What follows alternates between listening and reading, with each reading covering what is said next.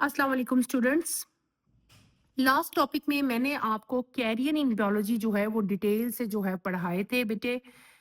आपने last topic में सारा पढ़ा था कि अगर आप बायोलॉजी को जो है वो एफएससी के बाद मतलब आपने अगर बायो पढ़ते हो, एफएससी प्री मेडिकल करते हो, तो इसको करने के बाद आपके पास कौन से ऐसे कैरियर हो सकते हैं जिनको आप मेजर में चूज करके आगे फर्दर जो है वो स्टडी कर सकते हो। वो कौन-कौन से कैरियर हैं, वो सारे हमने डिटेल से जो हैं वो स्टडी किए थे। इन कैरियर्स के अलावा जो मैंने आपको कैरियर्स बेटे पढ़ाए थे, तकरीबन ये कोई 12 कैरियर्स थे जो हमने स्टडी किए थे। इन कैरियर्स के अलावा भी बेटे बहुत सारे कैरियर्स होते हैं। आपकी बुक में ये टेबल की फॉर्म में कुछ कैरियर जो हैं ये लिखे हुए हैं, ये भी मैं आपको आज पढ़ाऊँगी। Let's start with the reading. ये कोई क्या चीज़ है बेटे? ये है मोर कैरियर्स इन बायोलॉजी। ये हमने आज स्टडी करने हैं। पहला आपके पास आता है veterinary medicines, diagnosis and treatment of diseases in animal and surgeries in animals. Next है environmental science, solving issue related to pollution and natural resources. Next है microbiology, research on microorganisms to understand their impact. Genetic counseling, providing support to people on genetic conditions and testing nutrition and dietetics. Advising on proper dietary habits to promote health. Public health in improving the health of communities through education, policy making, and research. Biomedical engineering, designing and making medical equipment to improve patient care.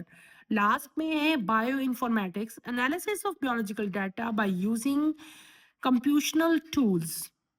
बेटे ये कुछ extra carriers हैं, जो career हमने पढ़ लिए थे उसके अलावा कुछ मोर कैरियर्स भी जो बायोलॉजी में हैं वो हैं। उनमें से पहला कैरियर जो है बेटे वो क्या है? वो है वेटनरी मेडिसिन। वेटनरी मेडिसिन में आप लोग क्या करते हैं, इसको एफएससी के बाद हम इस को जो है आप इस फील्ड को चूज करते हो, और ये 4 इयर्स का बीएस प्रोग्राम ये भी होता है, बीएससी ऑनर्स इसमें आप लोग जो है वेटनरी मेडिसिन में करते हैं। इसमें बेसिकली करते क्या हो आप लोग? इसमें आप लोग डायग्नोज करते हैं एंड ट्रीटमेंट करते हैं बहुत सारी डिजीजेस का। किसकी डिजीजेस का? एनिमल की डिजीजेस का बेटे। जितनी भी एनिमल्स हैं, इंसानों इंसानों की भी डिजीजेस हमने पढ़ी थी ना, कि इंसानों की डिजीजेस अगर आप उनका ट्रीटमेंट करना है, उनकी सर्जरी करनी है, तो आपने क्या करना था? कौन सी डिग्री चूज करनी थी? आपने चूज करनी थी एमबीबीएस। सेम आपने अगर बीमार जो आपके एनिमल्स हैं उनका अगर आपने डिजीज को आइडेंटिफाई करना है, उनकी ट्रीटमेंट करनी है, उनकी सर्जरी करनी है, तो आपको इसके लिए वेटनरी डॉक्टर बनना पड़ता है। आपको वेटनरी मेडिसिन जो है उनके बारे में डिटेल से जो है वो पढ़ना पड़ता है। इसमें आपकी काऊ आती हैं, बफलोज आते हैं, हॉर्सेस आते हैं, ठीक है। जो है बर्ड्स डिफरेंट आ जाते हैं। हायर एनिमल्स भी, बहुत बड़े बड़े एनिमल्स भी जो हैं इसी के अंदर आते हैं। यानी कि एनिमल्स की तमाम तरह की बीमारियां, उनकी जो ट्रीटमेंट्स हैं, कौन सी ड्रग्स देनी है, उनकी सर्जरीज कैसे करनी है, वो सारी की सारी आप लोग इसी फील्ड में जो है वो स्टडी करते हैं। नेक्स्ट आपकी आती है इन्वायरमेंटल साइंस। इन्वायरमेंटल साइंस में बेटे आप लोग क्या स्टडी करते हो? इसमें आप लोग ऐसी मेथड्स जो हैं उनको लर्न करते हो जिनसे हम लोग अपनी इन्वायरमेंट के जितने प्रॉब्लम्स है ना, सबसे मेन प्रॉब्लम इन्वायरमेंट का क्या है? पोल्यूशन, ठीक है। तो आप लोग ऐसे वेज पढ़ते हो, ऐसे मेथड पढ़ते हो जिससे हम इन्वायरमेंट्स के जो इश्यूज हैं उनको कंट्रोल कर सकें या उनको खत्म कर सकें। नेक्स्ट आपका आता है माइक्रोबायोलॉजी। माइक्रो ऑर्गेनिजम्स को बारे में तो मैंने आपको पहले ही बता दिया, ठीक है। माइक्रोबायोलॉजी बेटे वो होती है जिसमें हम माइक्रो ऑर्गेनिजम्स के ऊपर रिसर्च करते हैं, उनकी देखते हैं कि उनकी ग्रोथ जो है वो किस कंडीशन में ज़्यादा हो रही है, किस में कम हो रही है, इससे हमें क्या बेनिफिट मिल रहे हैं, क्या इससे हमें जो है वो डिसएडवांटेजेस हो रहे हैं, वो सारे के सारे आप माइक्रोबायोलॉजी में पढ़ोगे। फिर आपका आता है जेनेटिक काउंसलिंग। जेनेटिक काउंसलिंग में बेटे हम लोग क्या करते हैं, डिफरेंट टाइप की जो जेनेटिक कंडीशंस हैं उनके बारे में हम स्टडी करते हैं कि जेनेटिक्स कंडीशंस का इंसानों के ऊपर, जानवरों के ऊपर क्या इम्पैक्ट आता है, ठीक है। अगर कोई जीन्स है वो अगर मतलब खराब है या गलत जीन है, जीन्स जो है किसी में आ जाती है तो उसको हमने कैसे सॉर्ट आउट करना है। अगर कोई हेल्दी जीन्स है तो उसको हमने कैसे जो है लिविंग थिंग के लिए यूज करना है। तो ये तमाम का तमाम जो जेनेटिक आपका मेकअप है, जेनेटिक जितनी है कंडीशंस हैं, टेस्टिंग है, ये सारी की सारी जो है आप इसी फील्ड में स्टडी करते हैं। नेक्स्ट आपका आता है nutrition and dietetics. Nutrition and dietetics में बेटे आप लोग क्या पढ़ते हैं, आप लोग डिटेल से पढ़ते हो न्यूट्रिशन के बारे में। न्यूट्रिशन क्या चीज़ है कि हम एज ए इंसान जो है, चाहे इंसान हो, इवन न्यूट्रिशन तो इंसानों की भी होती है, न्यूट्रिशन प्लांट्स के लिए भी होती है, न्यूट्रिशन जो है एनिमल्स के लिए भी होती है। न्यूट्रिशन से आपको पता चलता है कि आप जो न्यूट्रिशन जो पढ़ते हैं, जो वो आपको डिटेल से आप उसमें स्टडी करते हो कि आपके लिए जो है वो कौन-सी चीज़ जो है वो हेल्दी आपको रहने के लिए चाहिए, ठीक है? कौन-सी चीज़ आपके लिए बेनिफिशियल है, कौन-सी चीज़ आपके लिए जो है वो बेनिफिशियल नहीं है।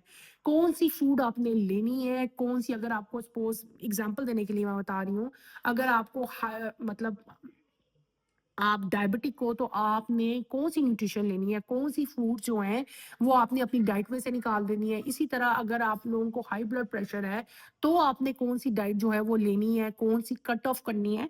तो ये सारा कुछ जो है, जो डाइटरी हमारी हैबिट्स हैं, ये हमारी हेल्थ को कैसे प्रमोट करेंगी, कौन-सी चीज़ें लेके हम अपनी हेल्थ को सही करेंगे, कौन-सी चीज़ें हमें अपनी डाइट में से निकालनी पड़ेंगी ताकि हम हेल्दी रहें, ये सारा का सारा कुछ आप न्यूट्रिशन में स्टडी करते हैं। फिर आपका आता है पब्लिक हेल्थ। पब्लिक हेल्थ में बेटे आप लोग क्या पढ़ते हो?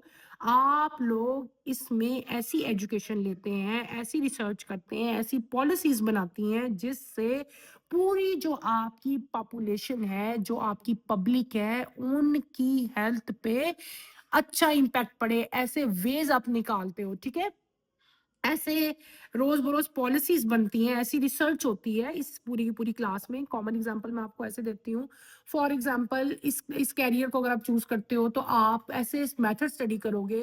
आप जैसे मेथड स्टडी करते हैं कि यार हमने ये वाला वाटर जो है ये हमने अपने क्रॉप्स को नहीं देना। इस वाटर में ऐसे आयन्स हैं, या ऐसे केमिकल्स हैं जो हमारे लिए हार्मफुल है। या फिर आप लोगों को आगाही देते हैं कि आपने इस तरह की एनवायरनमेंट में नहीं रहना, इस एनवायरनमेंट में इस तरह की केमिकल्स हैं जो फैक्ट्रियों से आ रहे हैं, जो हमारे लिए बहुत सारी सांस की बीमारियां जो हैं उनका सबब बन रहे हैं। तो इस पूरी की पूरी फील्ड में आप लोग पब्लिक हेल्थ से डील करते हो और पब्लिकली जो लोग हैं उनको ऐसे वेज बताते हो जिससे उनकी हेल्थ जो है वो बेटर हो सके। नेक्स्ट आता है बेटे बायोमेडिकल इंजीनियरिंग। बायोमेडिकल इंजीनियरिंग में बेटे हम लोग क्या करते हैं, हम डिफरेंट टाइप की मेडिकल इक्विपमेंट, बड़े बड़े मेडिकल इक्विपमेंट जो है वो बनाते हैं जिससे जो आपके पेशेंट्स हैं उनकी जो हेल्थ है उसको मज़ीद इम्प्रूव किया जाए। फॉर एग्ज़ाम्पल वेंटिलेटर बन रहे हैं, ठीक है? आपकी एक्स-रे मशीन्स हैं, डिफरेंट टाइप के बहुत सारे अल्ट्रासाउंड्स, आपकी अल्ट्रासोनिक मशीन्स हैं, ऑपरेटर्स हैं। तमाम के तमाम ऐसी मशीनरी, ऐसे इक्विपमेंट्स इस फ़ील्ड में जो है वो बनाए जाते हैं जिससे हमारी हेल्थ कंडीशंस को मज़ीद, जो पेशेंट की केयर है उसको मज़ीद इन्हांस किया जाए। लास्ट में आपका आता है bio informatics. Informatics from formations जो है ये आया है। इसमें हम लोग क्या करते हैं, जितना का जितना हमारे पास बायोलॉजिकल डाटा आता है उसको हम लोग क्या करते हैं, एनालाइज करते हैं, उसको परखते हैं, ऑब्जर्व करते हैं और उस डाटा को देखते हुए हम लोग इंसानों की बेनिफिट के लिए जो है वो डिफरेंट टाइप के टूल्स बनाते हैं, ठीक है ना? ये आपने डिटेल से कैरियर्स करने हैं बेटे। इन कैरियर्स में कोई प्रॉब्लम हुआ तो आपने जो है ये मेरे से पूछना है। नेक्स्ट टॉपिक आपका जो आता है chronic instruction to reveal the study of life. बेटे ये टॉपिक आपने नहीं करना, बोर्ड के एग्जाम्स के लिए आपने ये टॉपिक छोड़ दो, ये टॉपिक आपने नहीं करना, ठीक है? ये टॉपिक आपने छोड़ देना है। नेक्स्ट टॉपिक आपका जो हमने पढ़ना है that is topic number 1.5, science as a collaborative field, ठीक है? ये हमने आज स्टडी करना है। Let's start with the reading. ये हम शुरू करते हैं।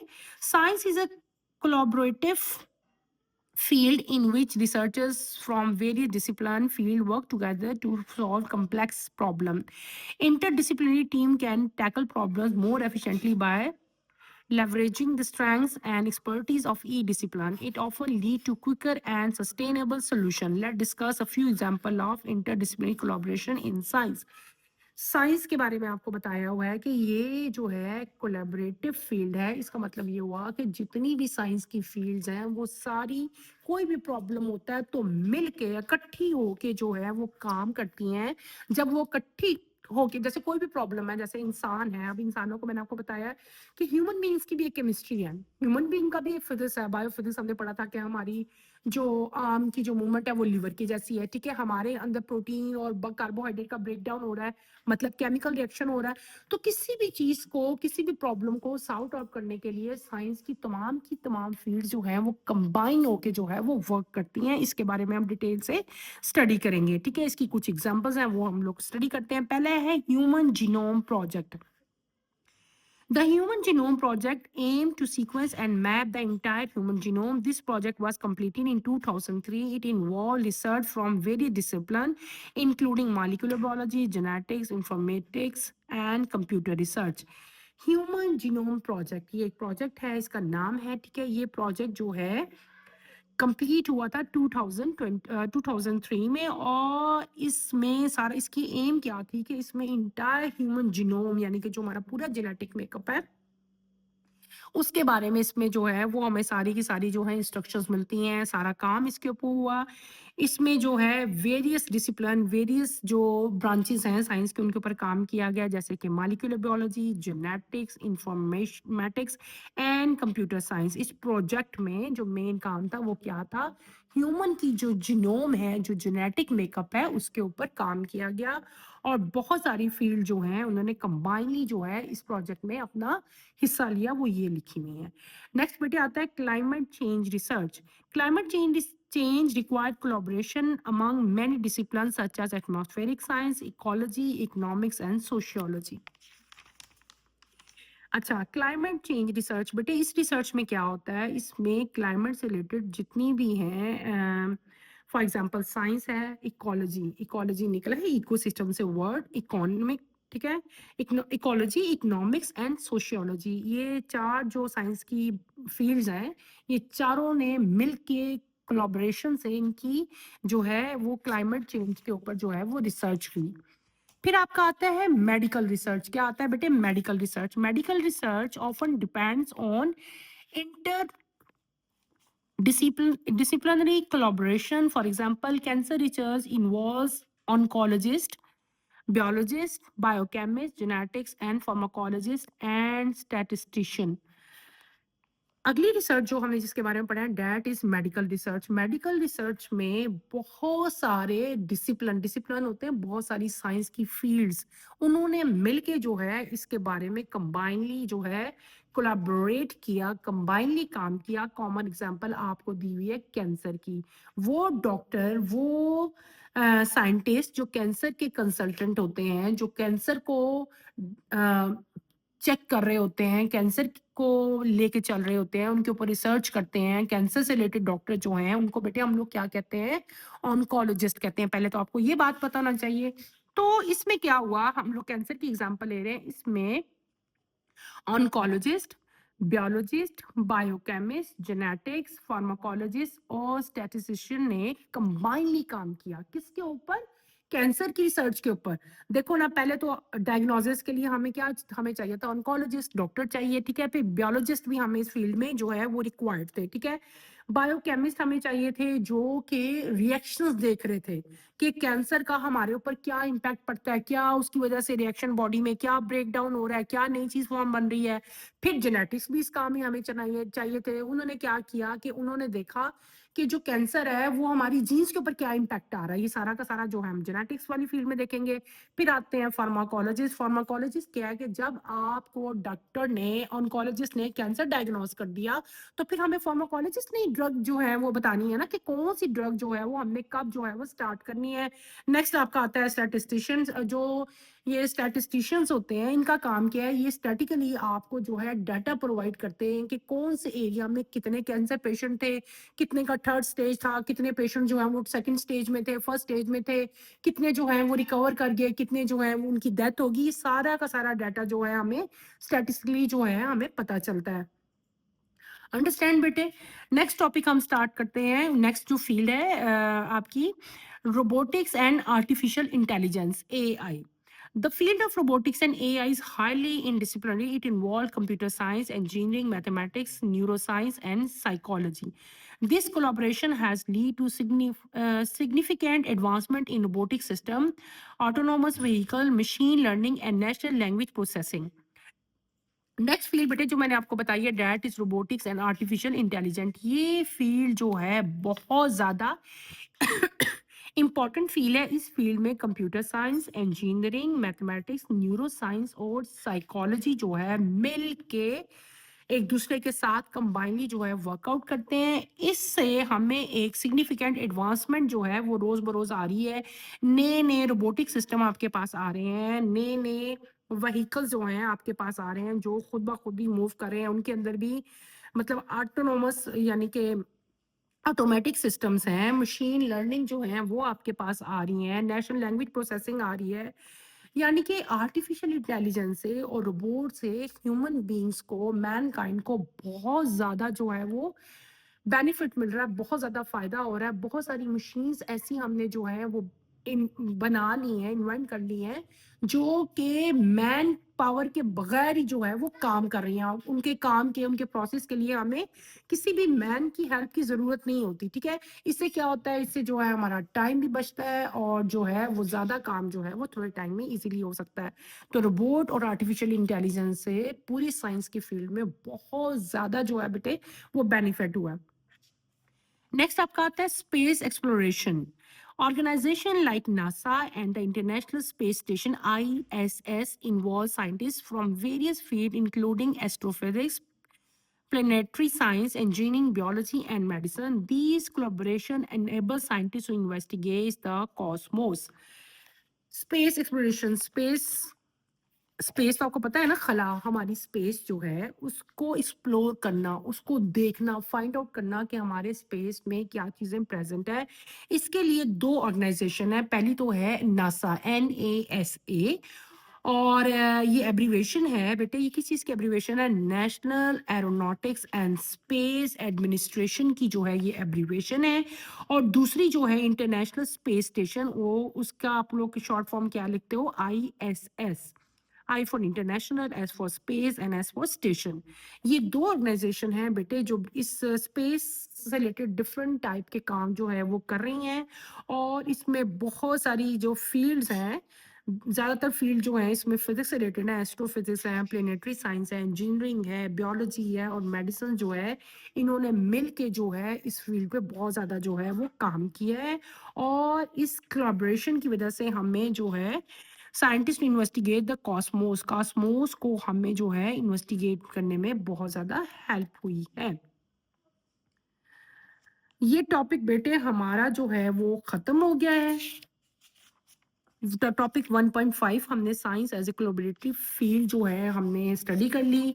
इसमें हमने क्या स्टडी किया? इसमें हमने स्टडी किया कि साइंस जो है उसमें बहुत सारी फील्ड जो हैं, बहुत सारे डिसिप्लिन जो हैं वो कंबाइनली मिल के ह्यूमन बींग्स की हमारे लिए, हमारे बेनिफिट के लिए मिलके जो है वो बहुत सारे रिसर्च प्रोग्राम्स, बहुत सारी वर्किंग, बहुत सारी ऑर्गेनाइजेशन जो है वो मिलके काम कर रही हैं।